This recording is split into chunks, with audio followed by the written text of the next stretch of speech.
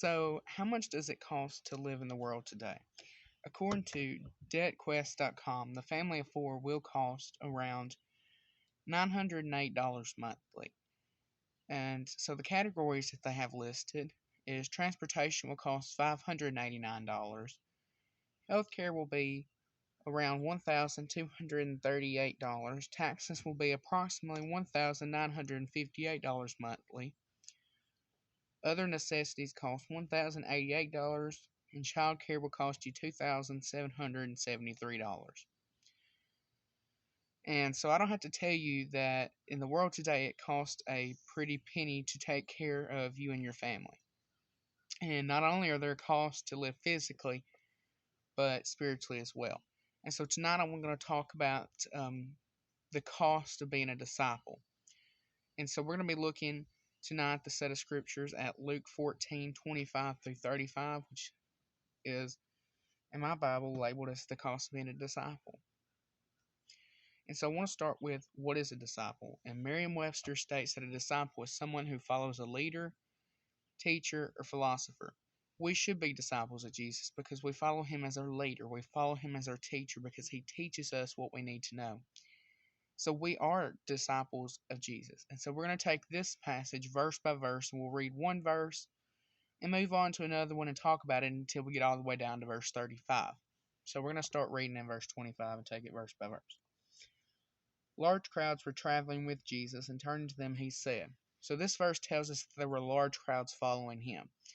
So there is a lot of instances in the Bible where large crowds were following Jesus. And one of them was Mark chapter 5 and verse 24. And in this verse, this is the story when Jesus raises the dead girl. And I think we can pretty much determine why there is a large crowd following Jesus. Because if I had seen someone raised from the dead, I would be following in amazement.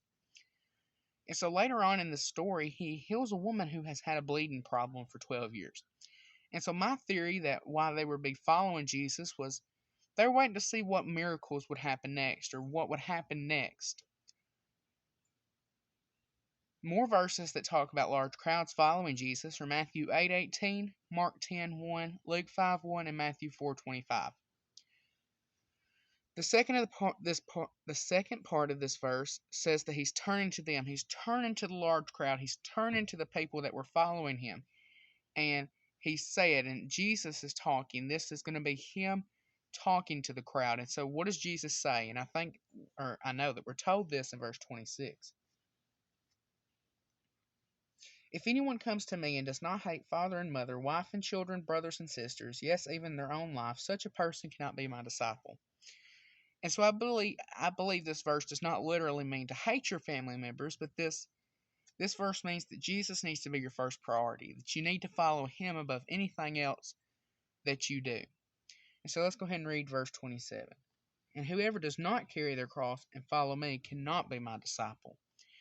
So this verse tells us that if you do not take up your cross and if you do not follow Jesus, then you cannot be one of his disciples. And so Luke chapter 9 and verse 23 says pretty much the exact same thing. Not the exact same thing, the opposite of what this says. I'm sorry. So let me read that real quick. Luke chapter 9 and verse 23. Then he said to them, whoever wants to be my disciple, so this is what you have to do to be a disciple. You must deny themselves, take up their cross daily, and follow me. And so in verse 28, I believe that this is a real life example of what you have to count the cost for. So let's go ahead and read verse 28 here. Suppose one of you wants to build a tower. Won't you first sit down and estimate the cost to see if you have enough money to complete it? And so this verse gives us an example of a real life scenario where we have to sit down and count the cost before we do anything or before we do something. And in this verse, the example is building of a tower. And we know that when we're building something, we have to have the money to actually pay for it. And so we know that things in the world today are not free, mostly not cheap anymore. And so we want to build a tower. But what do we have to do before we start the building of that tower? And this verse says that we have to sit down and we have to estimate the cost of building that tower. And so we have to make sure that we have enough money to start the building process and that we need to make sure that it's built to completion. So verse 29. For if you lay the foundation and are not able to complete it. Oh, I'm sorry. I read the don't. Okay, it's on the note. Let's restart here. For if you lay the foundation and are not able to finish it, everyone who sees it will ridicule you.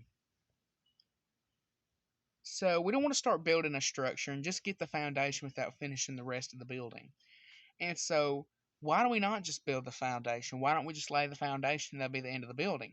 And this verse tells us that you'd be ridiculed. And so when I read the word ridiculed, my brain didn't really know what that meant. And so I got on Google and I searched up the meaning of the word ridicule. And so this was the response that I received. Is the subjection of someone or something to contemptuous and dismissive language or behavior. And if so, if you're anything like me, that did not tell me anything. So I searched up examples of the word ridicule. And these are the examples that really cleared up the definition for me. And so the first one is when someone spills coffee on themselves and that someone laughs at them. And so the next example is when a student feared about reading a poem in front of his class and the other classmates laughed and made fun of him. The word ridicule means to laugh or make fun of someone. If you lay the foundation and don't have the money to complete the rest of the project, then you will be laughed and made fun of by someone else. Verse 30. Saying, this person began to build and wasn't able to finish. So this is the response of those who would be ridiculing you. I explained that in the last point that people would make fun of you if you did not finish the building process. And so here in verse 31, this is another example of what a real-life situation would have been back in their time. Suppose a king is about to go to war against another king. Won't he first sit down and consider whether he is able with 10,000 men to oppose the one coming against him with 20,000? So a king is about to go to war against another king. And so the first thing that we're going to have to do is we're going to have to sit down and start the preparation. And so, well, of course, we're going to look to see how many men that we're going to have to fight against the others. And so the first king only had 10,000 men, while the second king he had more than 10,000. He had 20,000 men. And so the first king was outnumbered by 10,000 men. So let's go on and read verse 32. If he is not able, he will send a delegation while the other is still a long way off and will ask for terms of peace.